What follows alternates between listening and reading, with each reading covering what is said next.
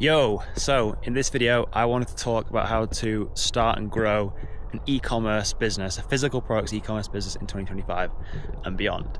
And there's a couple of key things I'm going to talk about in this video that will be relevant to anybody who is looking at getting started as a beginner, wanting to start their first brand, or maybe people who have already started and looking for additional ways to scale their revenue and profit. So if we rewind the clocks a little bit, e-commerce back in 2020, 2021, maybe just pre-COVID, was booming, right? And it was booming in a very specific way because you could literally sell a product on a platform like Amazon or your own website, and you could simply just drive traffic, paid traffic to that product, and you'd start making sales, right? And that worked for a number of years, to my knowledge. Now, around 2021, I believe, 2022, there was an iOS 14 update which had a lot of problems and stopped a lot of paid advertising working as well as it used to. So it was something to do with the tracking, and ads became more expensive and harder to track customer data. So the strategy for just sending paid traffic to our product no longer worked as well as it used to. So e-commerce brands had to adapt and think of new ways to market their products, which is what this video is made for today. Because I think now in 2024, 2025 and beyond, you have to think about growing a physical product brand in a very different way. And that's what I want to talk about in this video. So when I first started selling on Amazon, that's where I first started selling. I was primarily just selling random products with Amazon FBA. So I had a brand name which didn't really mean anything. It was actually called Kai Range, because Kai was the name of my dog. And I just thought, you know what, screw it, let's call it Kai Range. And then I just did product research, found products that had high demand, low competition. I added my own unique touch to these products by just looking at reviews of customers who were complaining about things on already well-established products, and then figured out ways to improve upon those offers and launched it on Amazon. And that did really well. The only problem was, well, there were several problems actually. First thing was, because my brand was called Kai Range, it was just selling a whole host of random products, I wasn't really building an asset, a sellable asset, which I think is one of the key factors you should be thinking about when you're starting a brand this year and beyond, instead of just selling random products that make money. Now, that's a short-term strategy. So if you are looking for a short-term strategy, this video probably isn't for you. You probably not watched this far anyway. But another thing of just selling on Amazon is it's a big problem. You don't own the customer data, and you're still doing business on Amazon's platform. So at any moment in time, Amazon could just decide they don't like you. They could pause or halt or delete your Amazon product listing, right? Now, I've never really had this problem before, but I have heard of people who have, and it's a pain in the ass, right?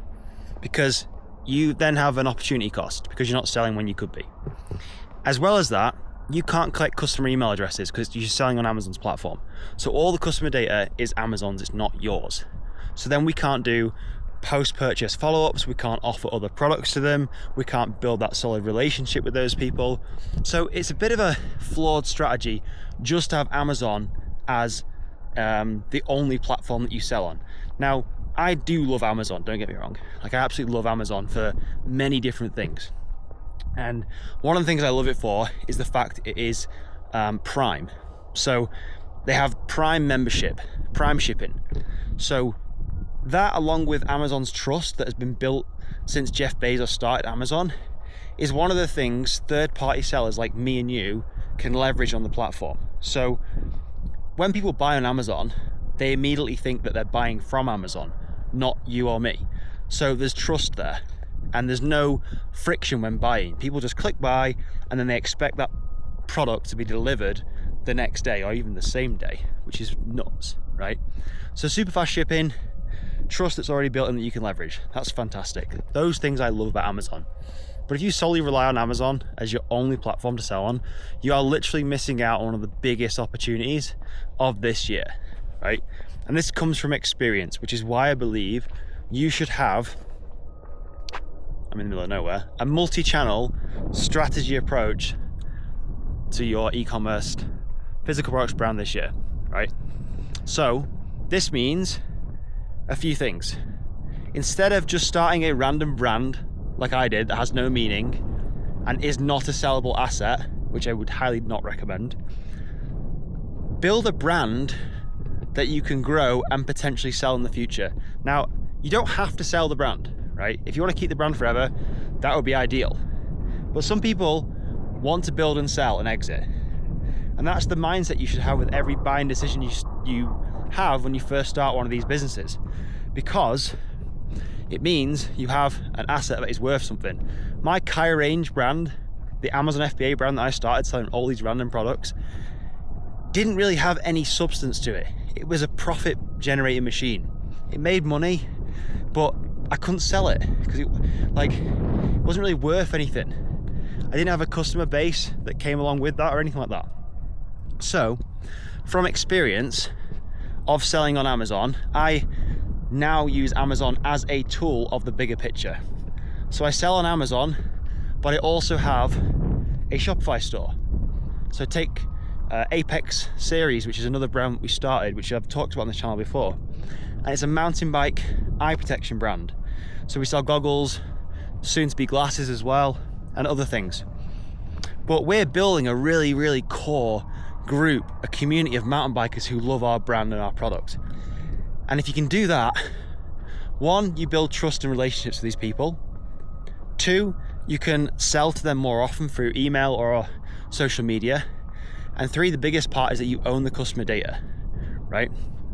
Which you don't if you're only selling on Amazon, which is a massive mistake because most of our sales come through social media right now, social media and email marketing.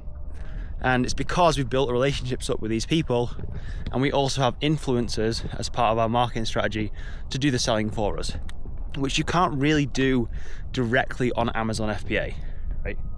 You're simply relying on people finding your product through the algorithm, through the search terms, or putting a bit of paid advertising behind your product. And even then, it's not guaranteed to start selling. So with our strategy, when we first started, we started with a solid foundation. So we had a Shopify store, which was our main website. We had Amazon FBA in multiple locations. So we had the UK, we now have Germany, Australia, soon to be, Canada, soon to be, and the USA, which is currently selling too. So at Amazon, I also love for the logistics of things because they do make it really easy to fulfill items from around the world, which means you can create a global business, right? And you can actually fulfill your products that are sold on Shopify on your website through Amazon. So people still get super fast shipping from Amazon. So that makes the logistics way simpler than it needs to be, right? You don't have to do all the shipping yourself. You can just simply focus on the bigger picture of steering the boat and growing your brand or business. So once we established our base, we started making a presence for ourselves on social media. And don't get me wrong, our brand is still really small, but it's got a core group of mountain bikers who absolutely love what we're doing, which is great for us. Then we identified what I'm going to call our growth levers. So these are things that are producing the biggest results for the smallest amount of input possible, like a lever or a seesaw. And for us, that was influencer marketing, right? So we have, I think it's a plugin for Shopify where you can invite people to join your collab program, which you can set up. And we basically give influencers a discount, a special discount for their audience. And they also get a commission as well for every sale they make. And this works two ways. First way is that the influencer is promoting to their audience. It's not me doing that, because it's all well and good me shouting from the rooftop how good my brand is, or our brand, sorry, but it's so much more powerful if somebody else says, hey, I've got these goggles or this product, you should go and check these out, to their audience. There is instant trust already built into there. So a sale or the trust is built way faster that way. And we've made so many sales through influencer marketing, through different people It's crazy. And I would rather put the money into influencer marketing right now and use the money that I would have put into paid advertising otherwise into influencers and giving them commissions, because it just builds this customer base of ours so much stronger and so much larger, right? And we can collect all the data, as in customer emails, which means we can market to these people in the future when we have new products and keep in touch with them and continue building that relationship, which we want to keep doing. And we've got to a point now where we've got this scalable system, right? Scalable system, and it's repeatable because we've nailed the foundations and we've identified our growth levers. So we can start another brand tomorrow and plug this new brand into our system. It's really, really simple. But I think the key part of this is, if you are looking to start an e-commerce brand this year, don't just focus on Amazon FBA, because I know on YouTube there's hundreds of thousands of videos of people showing you how to start an Amazon FBA business. I've probably got some on this channel, but don't just have Amazon as your main platform. Have it as part of the tools in your toolbox to grow your business. It's fantastic for logistics. It's fantastic for the inbuilt trust. But if you rely on it for your sole purpose, your sole platform for selling, you're missing a massive opportunity.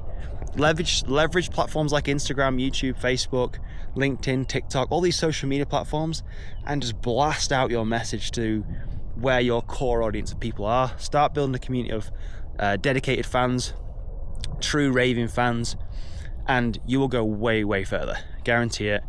If you want any more details on how we can help you implement this system, I've included a link below where you can go and check out working with me and Peter, my business partner. We're always looking to see if we can help other brands with this stuff, and we're always actively growing our own stuff as well, so this is not just theory. But yeah, let me know in the comments below, guys, if you've got anything to add to that, and I hope this one has been useful for you.